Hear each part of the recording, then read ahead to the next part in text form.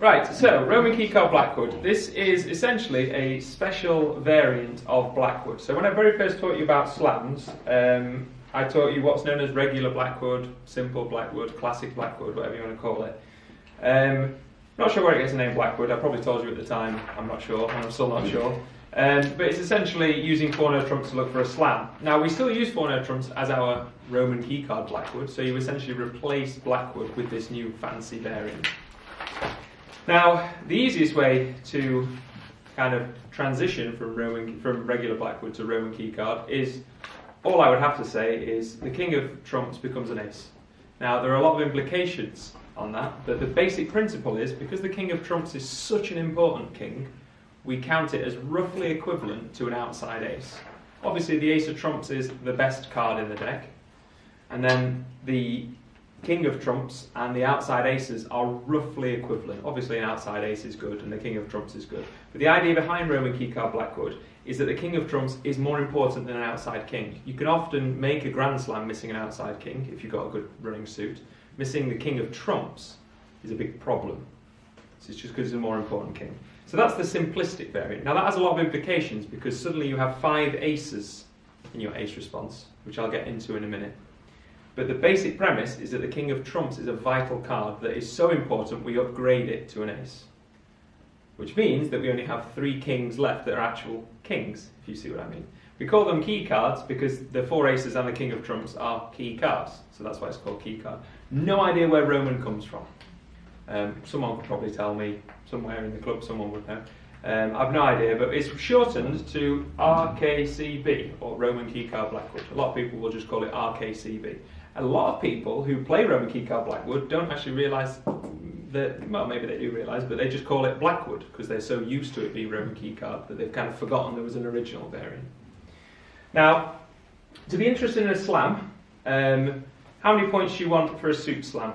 To be thinking there's a possible slam on? 30-ish. Now, I put the word ish as my disclaimer. I suppose I want a little squiggle. Because you can make suit slams on a lot less. A lot less. I think the minimum points, correct me if I'm wrong, Pete, I think the minimum points is 4 points to make a slam, a small slam. Obviously that's an extreme distribution, like ridiculously extreme. The minimum number of points to make a game, if you're interested, is 0. You can actually make a game on 0 points if you have voids there and voids here and you do all that kind of stuff. So obviously this is a guideline rather than a rule, but if you've got 30-ish points, you tend to find a slam is possibly in the offering. Obviously game is around 25. We've all played enough to know that a game is definitely not certain with 25, nor do you necessarily need 25 to make game, because it depends how the cards are laying, whether things are breaking, whether you've got shape going together, all that jazz.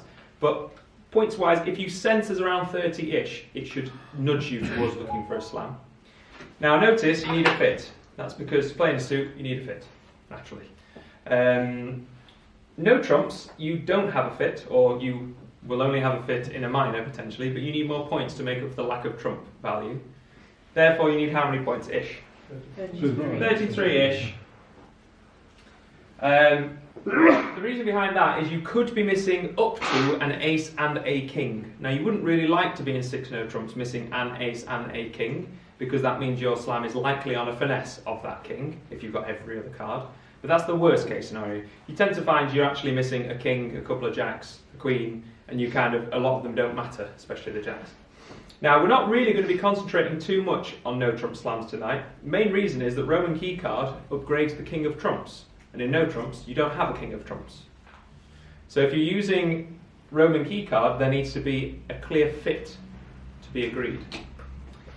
Now, the easiest principle is if it's unclear what the suit is, if it's unclear what trumps, I mean, I'm hoping it's not going to be unclear because your bidding will have told you where your fit is, but if it is unclear, it's the last natural suit bid.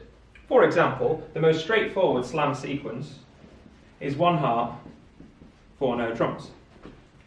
Now, playing regular Blackwood, you are not very worried as to whether hearts are trumps, South's got some other idea about what trumps are going to be, or even South is looking for a no-trump slam.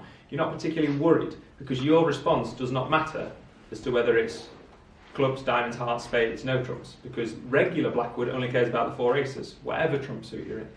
Whereas Roman Key Card, the king of trumps becomes an ace, so you need to know what trumps are. Otherwise you won't know whether to count that king of diamonds as a trump or as an ace or not. So, with Roman key card, if it's unclear, which again I'm hoping it isn't in the bidding because you have more than just this, but if it is unclear, you take it as the last natural suit bid. In this instance, only hearts can be trumps, obviously. I mean, South might have exquisite spades or something. They probably ought to have mentioned their spades if they wanted to try and make spades trumps rather than just do this. This is probably never going to happen because it means that South has wasted an awful lot of room, and I can't see why they've done that, unless they've got some urge. I don't really understand it.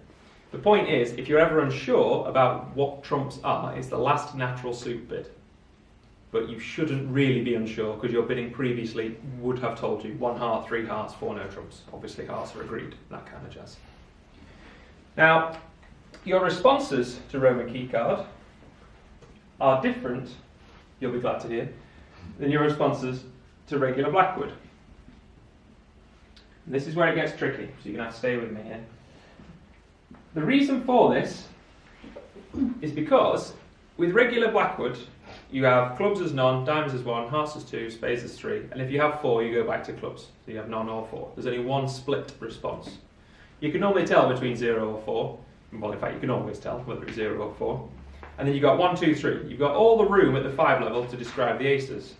With a 5th ace, a 5th key card, if you go none, 1, 2, 3, 4, 5, you start ending up at the 6th level by the time you've responded, which doesn't leave your partner the room to ask for kings. So if you had, let's say, 4 key cards, you can't have none, 1, 2, 3, 4, 5, because you end up bidding 5 no trumps or 6 clubs as your response, which then means your partner basically has to pick the slam. I suppose if you've got 5 key cards, they should be encouraged by that. So what they do instead as responses to Roman key card is we split all of our responses. So that in regular Blackwood, we only split this response, 0 or 4. The reason for that is it's quite straightforward whether it's 0 or 4. You either have 4 aces or you don't, and you should be able to tell from the bidding. So what we do is we split these. Now we only count up to 3. I'll explain why in a minute. So if you're none, 1 or 2, there's your response. If you're 3, 4 or 5, it's that as well. So it's none or 3, 1 or 4, 2 or 5. You tend to find you don't often hold 5 key cards. Because if your partner's interested in a slam and they don't have any aces or the king of trumps, that's a very strange... See, I don't think that's ever actually happened to me where I've had 5 key cards, but you need a response just in case it does happen. So, I'll come to what 5 spades is in a minute. So none, 1, 2, 3, 4, 5. So when you bid 5 clubs, you could have none or 3 key cards. It's one of those 2 options. The reason this isn't really a problem is because you can normally tell from A, what you hold in your hand, and B, the previous bidding, as to whether it is none or 3. A lot of people who I teach this to have doubts or worries about whether you can tell whether it's 0 or 3, and I've never had it once where I couldn't tell which one they were in, just because of the strength of my hand, the weakness or strength of their bidding, and also how many key cards I had. If you've got 3 key cards in your hand, there's only 5 in total, so they can't have 3 or 4. So you can normally tell, you're normally quite obvious who is the stronger hand, and therefore whether they fall in the lower bracket or the upper bracket. I suppose it is plausible if you've had not very much information like this as to whether it's 0 or 3, but you tend to find you know whether they're lower bracket or upper bracket. So what that means is when you respond, showing 0 or 3, I'll be lazy and do my little thingies, your partner should now consider the king of trumps as important as one of the aces. So you don't want to be going for a slam missing missing 2 of the aces.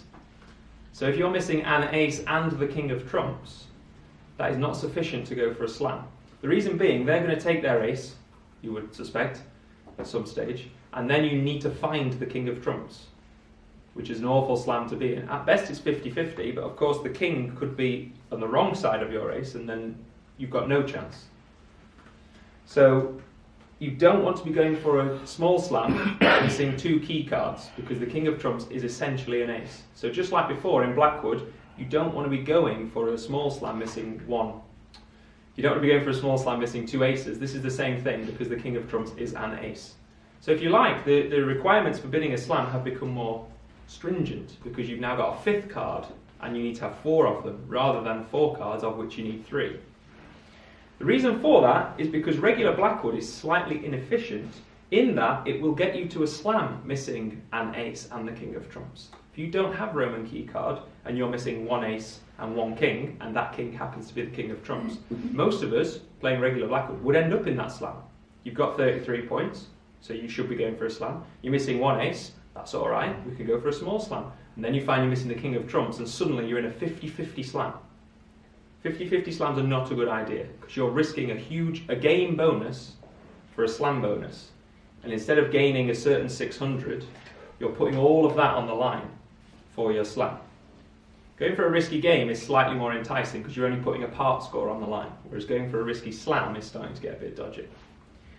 So Roman Key Card is actually a safer and strictly better method of finding slams because if you've got 4 of the 5 key cards, you rate to only lose 1 trick. Now again, I can't promise that's the case. They could have a void and they ruff something and then cash an ace. But you tend to find if you've got 4 or 5 key cards and roughly this many points, you tend to find slam is a good idea. Okay? So when you're responding to this Roman Key Card, you need to remember that the king of trumps is an ace. So when you're counting your aces, your king of trumps is one of them. It's quite easy to slip back into regular Blackwood, but if one of you's doing Roman Key Card and the other one's doing regular Blackwood, you'll end in a terrible mess. A, your responses are different, and B, you've got more key cards or less key cards depending on who you are. So you absolutely have to be on the same page. Alright, so for at least tonight, I'm going to play Roman Key Card. If you think it's too tricky, you're allowed to go back to regular Blackwood. Regular Blackwood isn't bad, just Roman Key Card is better. Now, 5 spade response. I've left this one blank for a reason.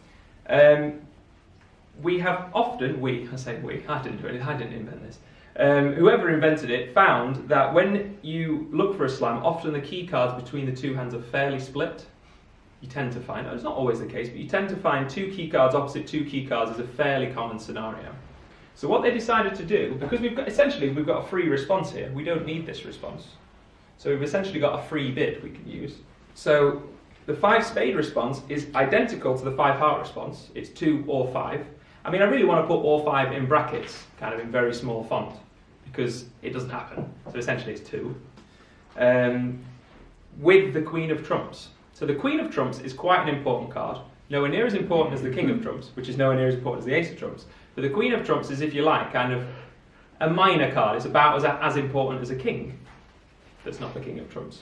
So what was often found was that if you were in a small slam missing 1 key card and the Queen of Trumps, you tend to find you lose to that key card and you've still got to find the Queen of Trumps. So we're back to 50-50 Slamsville, or close to it. What was realised was that 2 key cards opposite 2 key cards is like that. So we factor in whether we have the Queen of Trumps or not when you hold exactly 2 key cards. What we would like is a response for none or 3 with the Queen, none or 3 without the Queen, 1 or 4 with the Queen, 1 or 4 without the Queen. But we simply don't have the room to do that. So we decided that the 2 response is the most critical moment. You tend to find with none or 1, you're not going for the slam, and with 3 or 4, you are going for the slam. So it's when you've got 2, the responder is often going, like that. That's what you tend to find. That's why we basically split those 2 responses. So it's none or 3, 1 or 4, 2, 2, 2 with the Queen of Trumps. So you can kind of define that this 5 heart bid must be without the Queen of Trumps. You with me? So the only reason, or the only time you consider the Queen of Trumps is when you have exactly 2 key cards. So if you like, this is 2 and this is 2.5, if you want to see it that way.